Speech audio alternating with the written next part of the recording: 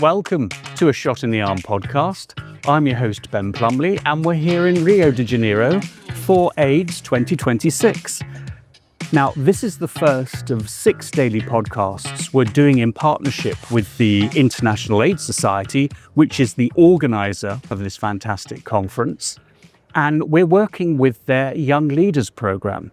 And each day we will meet 2 of the young leaders who are here at the conference, presenting data, using the opportunity to network, and generally inform themselves about the latest advances in the HIV response.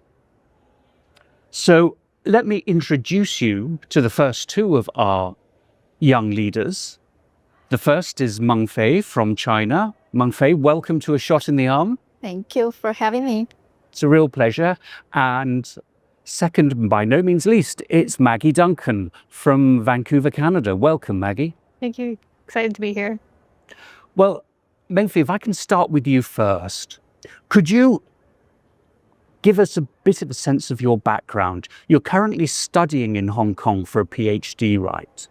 But you've also done a lot of work. You've been an intern for the joint UN program on AIDS at its regional office in Bangkok.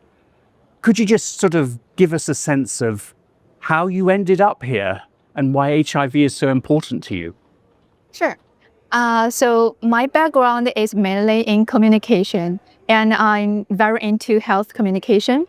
How I get into HIV, I feel like some dots connected me and also guided me into this field. So when I did a research assistant internship in Beijing, I had the opportunity to work with the China CDC, etc. So I met a lady who is a senior HIV educator, and she shared how she did the field work with the community, which resonates with me very well. And I was so touched by the whole stories. And then she shared she's doing some social media work to advocate for HIV information and knowledge. But like she shared, social media is important. We all know it, and we want to use this to advocate the information for young generation. But we just don't know how. And that's actually a click moment for me, because as I said, my background is communication. I thought, why not I use my PhD journey to figure out this question? So that actually became the research question for my whole PhD thesis. My research focuses on how to translate and communicate HIV science on social media. And then I did the internship with UNAIDS, as you said. I got to learn deeper of the current HIV response, from prevention to treatment. And because of that experience, I narrowed down my research specifically on U equals U. You said U equals U. Now, do you want to remind our audience what U equals U is? Of course. So U equals U means undetectable equals untransmittable. So when a person living with HIV having an undetectable viral load, they have 0 chance to transmit the virus to their sexual partners. Super, thank you. Now, Maggie, you come from a very different background, more rooted in the, if I may say, the sort of bioclinical side of things. Can you tell us a bit about your background and how you ended up here in Rio today? Yeah, well, I've always been interested in infectious diseases ever since I was like a teenager. And so I went into health sciences at Simon Fraser University. And in my very first year introduction to health sciences class, there was a guest presentation by my now current supervisor, Dr. Sabrina Brume, where she just talked about HIV and like the diversity and the challenges that it brings. And that lecture stuck with me throughout my undergrad, during which I did some influenza research in the lab, also a bit about Merrick's disease virus, which is like a chicken herpes. But then when I was thinking about PhD, what do I want to do? I kept thinking back to that lecture with that supervisor, and I asked her, hey, can I do a PhD with you? She said yes. And so now my research is looking at building a better understanding of the HIV reservoir, and that includes just characterizing it better and also working on improving ways that we can quantify it so that when we're looking at cure strategies, we want to be able to measure how effective they are. So my research that I'll be presenting at AIDS this year will be some modifications to a reservoir quantification technique to make it hopefully more broadly applicable to. Could you tell us a bit more about the reservoir? Because again, for many folks watching and listening in here, they may not quite have as detailed a sense. Now, if I ask a really stupid question, let's see if I get it right. The reservoir is essentially our sort of places like our nodules where the virus has sort of incorporated, its RNA has incorporated itself, and then it just sort of comes out as and when. Yeah, pretty much. So the HIV integrates a copy of its genome into the genome of the cells that it infects. And sometimes that goes on to produce new infections, but sometimes it can just sit and hide and hang out there for as long as that cell is alive. And because HIV infects CD4 T cells, these are very long-lasting cells. And so if someone stops their treatment, those reservoir cells can reactivate and start a new infection. That's what we're trying to eliminate when we're trying to cure HIV. Yeah. It's the sort of final frontier, isn't it? I mean, you get rid of those reservoirs, and hopefully that then can help you eliminate HIV from the system. Now, hearing both of you talk, I get a sense, and correct me if I'm wrong, but both of you are feeling that there's something a little bit different about HIV, a little bit different, say, from RSV, from and a little bit different from broader health communications. So what is it about HIV that is so interesting to you both? And do you want to go first, Maggie? For me, I think it's how diverse it is. It's unlike any other virus in how quickly it mutates and how it becomes so different for each person. Like, you can identify someone's HIV specific to them. That's how much it mutates when it goes from person to person. And you can track how it evolves within someone's body, which is fascinating, but also makes it really hard to tackle and just a big challenge both for preventing and also treating and curing, hopefully. Well, you're doing the Lord's work, and Mengfei, in a very different way, you are too. And I just wonder, from a sort of a social media, digital media perspective, why HIV is as slippery as it is in the laboratory. Yeah, I think HIV can be one of the most complicated health issues because it's not only about science and medicine. It's complicated with the culture and legal system, and for social media specifically, the algorithm. So this makes them very complicated, but meantime very fascinating for me, if I can say that. So digital social media provide the platform and also to reach more people. But meantime, we always say social media also makes the misinformation very serious in a very serious way. But for me, I think for HIV specifically, it's not only misinformation, it's no information, specifically in Asia Pacific. Because based on my research, for example, take U equals U as an example. This year marks the 10th anniversary of global U equals U movement. But based on my research, many young people in Asia Pacific have still never heard of U equals U. Because the stigma, language, and also the way U equals U is communicated prevent the information reaching the people who need the most. So that's also a gap I want to address through my work and research. Do you know, it's funny.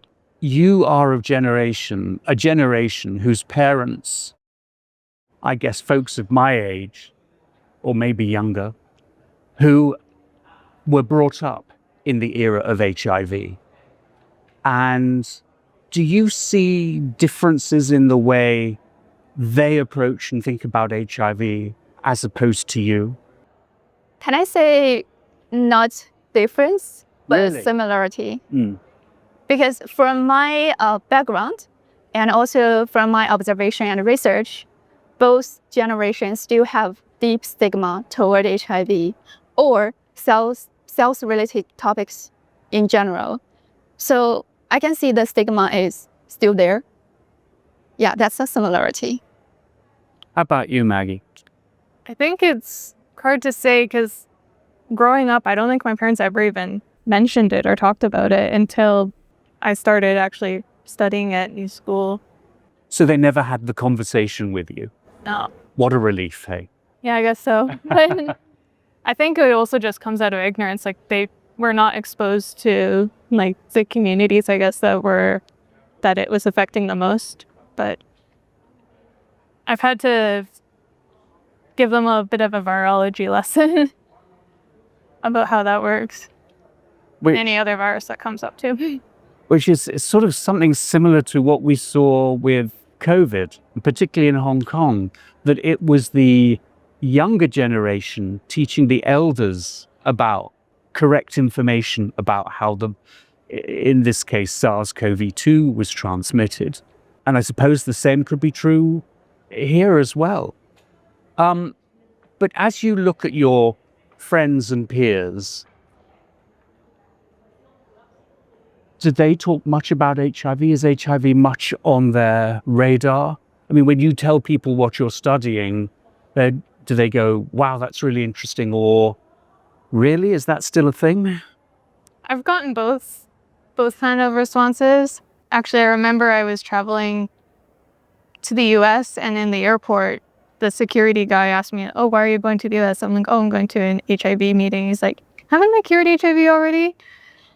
I was like, well, not exactly. And then I started going into the spiel about the bone marrow transplant, but then he's like, okay, move along. You're admitted. But that's really interesting. So an educational opportunity with immigration, as well as an opportunity to bore them to let you through into the US. Strategic. What about you, Mengfei? Well, I think it depends. Well, for me, my peers, for those living without HIV, they don't talk about HIV. They feel HIV is so far from them. And when I share, for example, the UCL in my class, and they were like, no way. And for example, they are so well-educated people in such high-educated institution. But when I share the UCL, do you believe it? Only 1% out of 30 students in the room raised the hand. So I think that can tell something. People feel HIV information is, well, not related to them. But I also see many young people are very passionate in HIV field. They are so brave to share their story. I mean, the people living with HIV. They're so brave to share their story. They hope to empower the community. Yeah, so I think that depends. But overall, I think the young generation, they are super open to the conversation of HIV.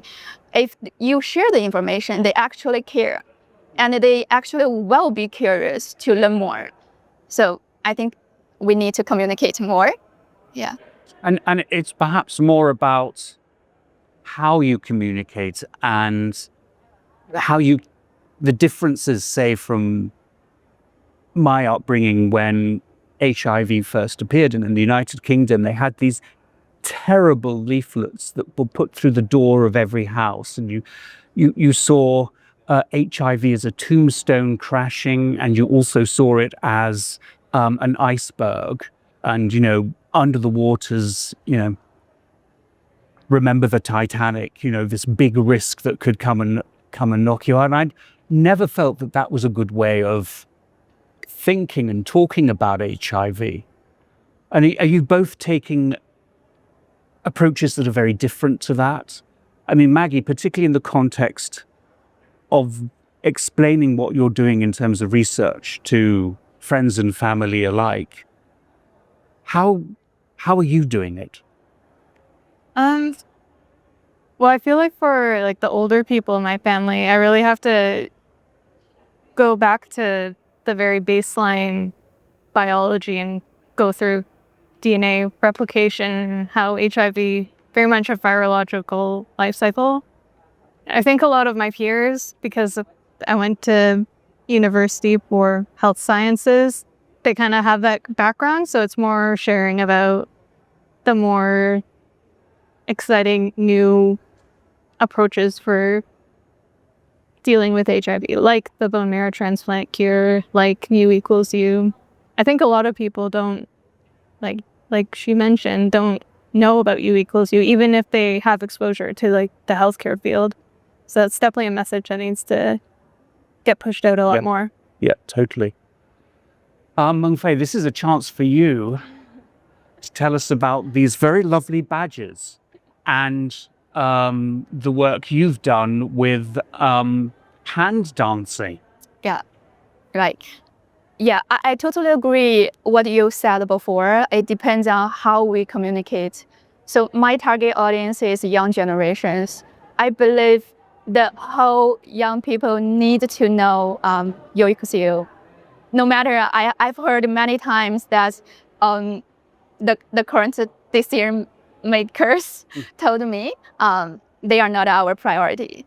But I truly believe everyone should know U equals U, because it will influence the whole social and cultural attitude towards HIV or towards community, and to encourage the HIV testing. So yeah, back to my campaign, the U equals U hand dance challenge is actually I initiated actually begins 2 years ago as part of UNAIDS Asia Pacific World AIDS Day campaign. So the aim is to lower the barriers for people to participation, and also to challenge stigmas in a way people feel very comfortable to join the conversation. So we create an original U equals U song, U equals U, U. And then we pair it with the simple hand dance. So this is you, and this is you. It can be you, or it can be you. So it's super simple. It's only 30 seconds. So everyone, we already tested it. Everyone can sing along the song after listening to it once. And everyone can do the hand dance after watch it like for 3 times. And the hand dance is also very doable for disability people. So we want more people, like everyone, join this conversation. To well, for me, the art-based like music and dance, it's not only to attract attention. It's a way to start a conversation in a way that people feel related to, because the song and hand dance can be a universal language. Because U equals U is in English, but in my country and in where I grew up, live with the region, we have so diverse culture and languages. So if you say U equals U to people, for example, in China, and they say, oh, what does that mean? If I explain U means undetectable, U means untransmittable, and they said, oh, what does that mean? So you have to use the language they can understand, and also feel it. So I think the art can be a way that people can actually feel it. So this year with ISU's help support, we are able to bring the campaign from social media to offline. We will do the pop-up and also the creative workshop, also the community events with local partners in many countries. Right now, it's 3 countries: China, India, Philippines, and it's still a growing campaign. So thanks for this opportunity. I want to. It's perfectly all right for you shamelessly to promote the campaign. That's quite all right. So if anyone so if you are a social media influencer, or you are a young leader, or you are a community organization in Asia Pacific or the whole world, if you want to bring your equals U closer to your community, please join us. we are really welcome you to join us. We'd love to collaborate with you to bring the message closer to young people. Super. There's also something you were describing around the entry point for the broad community, not just the HIV community, using U equals U as an entry point for the broader conversation. And Maggie, I don't know how you react to that, how you respond to that, using this, what is essentially a very specific message for HIV positive people on treatment, but as something that could be more broadly, I mean, I think it's genius actually, but as a sort of a broader entry point for a discussion on HIV. I think it's a really powerful tool because U equals U really can break down a lot of that stigma, because a lot of stigma comes from fear, and people are scared of what they don't understand, and they still think of HIV as this really, really scary disease, and that once you get it, lots of people think that you can still really easily transmit it to other people. But I think U equals U just shows, first of all, how far HIV science has come to the fact that that's possible, and also to help break down some of the fear.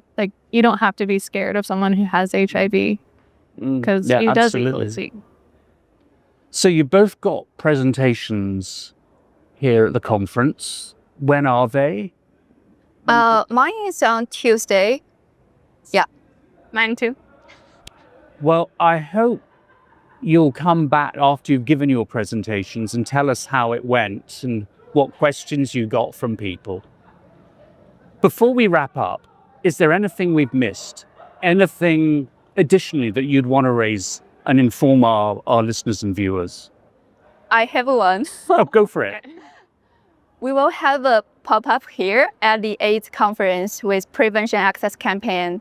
It's on Wednesday. It will be from 11 p.m. to 1 p.m. In the Global Village booth 129. Please come say hi and join our dance challenge. Brilliant. And we love the Prevention Access Campaign, so that's wonderful. How about you, Maggie? What have we left out? Trying to think of something. I think we've covered a lot, but I think we'll also have a lot to learn at this conference, and so maybe I'll get back to you on that on Tuesday. I'll hold you to it, because I think this is quite a unique conference, because it brings together people of very different disciplines and asks them to think differently about how we tackle this unique virus that is HIV. So yeah, I'd be really interested to know how you're finding the conference later in the week. That would be terrific. So thank you both very much for being on the show tonight. Thank you for having us. Thank you for having us. Well, that's it for this episode. Thank you to Eric Espera, our producer and director from A Shot in the Arm Media. Thanks also to Teddy Bourgogne and Daria Bestner from the International AIDS Society, who helped put all of this together. And finally, a big thanks to you. Hope you will join us tomorrow for the next episode of A Shot in the Arm at Rio. And it just remains for me to wish you a fun evening and a safe evening, everyone.